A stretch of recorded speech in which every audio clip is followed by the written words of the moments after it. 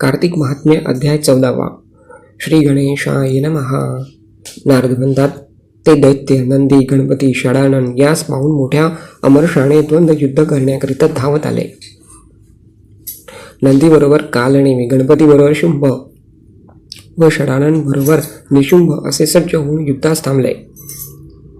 निशुंभाने कार्तिक स्वामीच्या मोराला उरात 5 बाण मारले. त्या योगाने तो मूर्छित पडला. कार्तिक स्वामीने क्रोधाने आपल्या हातात शक्ती घेतली. इतक्यात ती निशुंभाने वेग धरून आपल्या शक्तीने पाडली.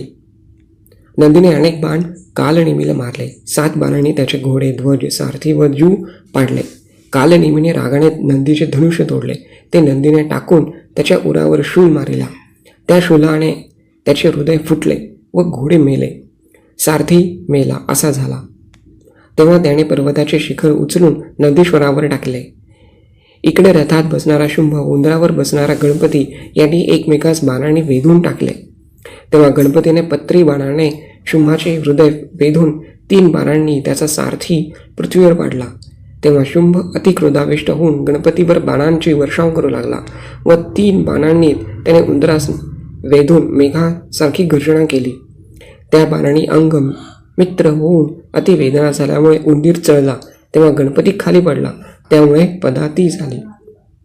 हे राजा, मग गणपतीने शुंभाच्या हृदयावर परशु मारून त्याला पाडिले व पुन्हा उंदरावर बसता झाला.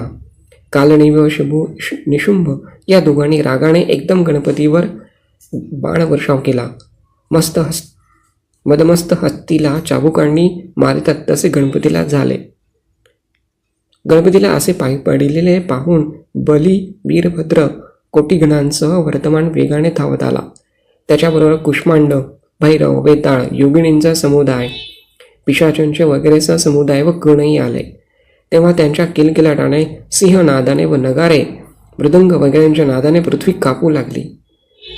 भूते धावून दैत्यास खाऊ लागली. वर खाली उड्या मारू लागली. रणांगणात नाचू लागली. नंदी व कार्तिक स्वामी यांना धीर आला व ते बाणांनी त्वरेने दैत्यांना मारू लागले. दैत्यांची सेना पुष्कळ छिन्न विछिन्न वहत झाली.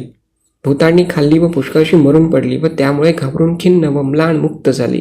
तेव्हा आपली उद्ध्वस्त झालेली अशी सेना पाहून जलंधर रथात बसून मोठ्या वेगाने गणांवर चालून आला. दोन्ही सैन्यात हत्ती, रथ, घोडे यांचा गडगडाट, शंख, नगारे यांचा ध्वनी झाला व मोठा सिंहनाद झाला. जलंधराच्या बाणांनी पृथ्वी व आकाशामध्ये सत्य दुःखांमध्ये व्यापून गेले. जलंधराने गणपतीला 5 बाणांनी, शैल कार्तिक स्वामी यास 9 बाणांनी व वीरभद्राला 20 बाणांनी तेथून मेघाप्रमाणे गर्जना केली. कार्तिक स्वामीने शक्ती टाकून जलंधराला वेध केला. त्याने शक्तीचे आघाताने थोडा व्याकुल होऊन युद्ध केले. नंतर जलंधराने रागाने संतप्त होऊन कार्तिक स्वामीला गदा मारली. तेव्हा कार्तिक स्वामी खाली पृथ्वीवर पडला. त्याचप्रमाणे नंदीलाही वेगाने पृथ्वीवर पाडले. तेव्हा गणपतीने रागावून परशुने त्याची गदा तोडली.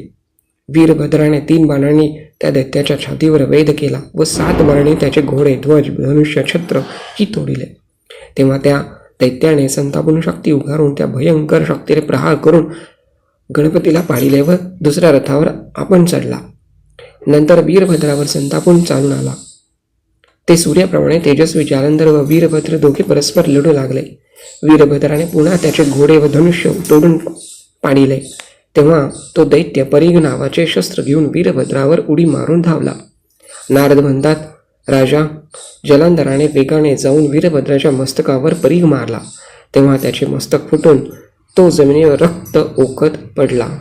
इति श्री पद्मपुराणे कार्तिक मास महात्म्य चतुर्थोध्याय चरणार्पणमस्तु.